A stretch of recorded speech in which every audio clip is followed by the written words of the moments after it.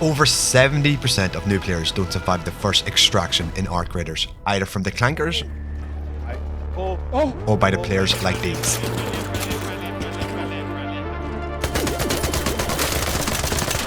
So let me show you some tips that will help you extract safely. Or maybe not. There is fall damage, but I've noticed that it's actually kind of forgiving, so you can jump at a very decent height and still survive. Make sure you utilize the parkour mechanics in the game, jumping through windows, dropping off ledges. The movement in this game is pretty fluid, so enjoy it. A lot of mistakes new players make is to run around with the weapon out. Put away your weapon and you run so much quicker.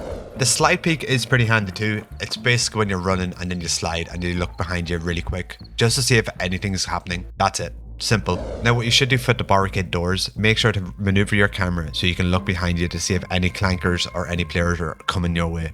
Now some shield tips. So basically shields reduce the damage but don't block it completely. You will still get chip damage even when you're full shields. Always bandage first, then recharge your shields. You don't want to be like full shields and then get one tapped because you didn't use a bandage. If you're running low on shield charges, what you can do is destroy an arc and obtain its power cell, and you can put it into your quick slot and use that as a shield recharger. Also, the shield tiers matter. The stronger the shield, the heavier it is. So just to keep that in mind, melee attacks do bypass the shields. So the more you know. This is another one new players tend to not use. Use the safe pocket, guys. Basically what the safe pocket does, if you can't extract, you will still finish that raid with the item in your pocket. So on the topic of extracting, even if you get knocked, you can crawl into the elevator and activate it and then extract safely. What I do recommend early on in the survival path is get the in-round crafting ability, which allows you to craft inside a raid, which is very handy.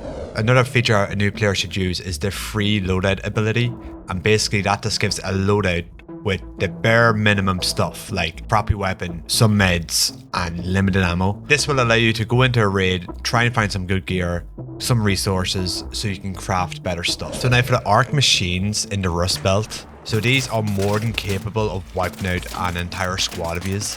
So you're basically better off avoiding them at all costs. But when you are fighting them, it is critical to know their distinct weak points. For instance, the Wasp and the Hornet, just shoot the propellers. There should be 4 of them. Shoot 1 or 2 of them off and they will come crashing to the ground.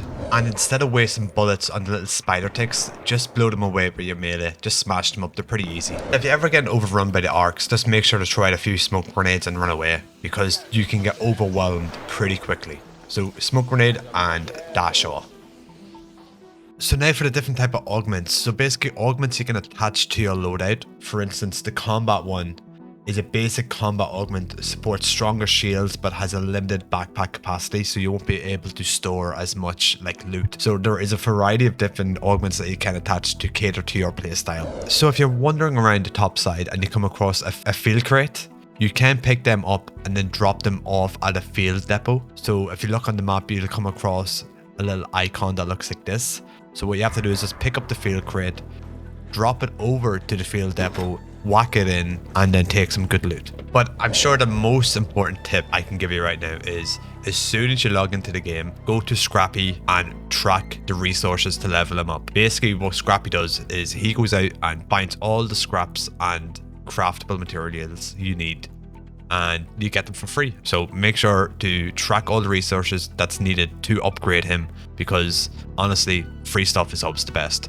Anyway, that's enough for now. To be honest guys, I am sick as a dog, so I did have to kind of speed run this tips video, but if you did enjoy and it was helpful, let me know and I could always make a second one.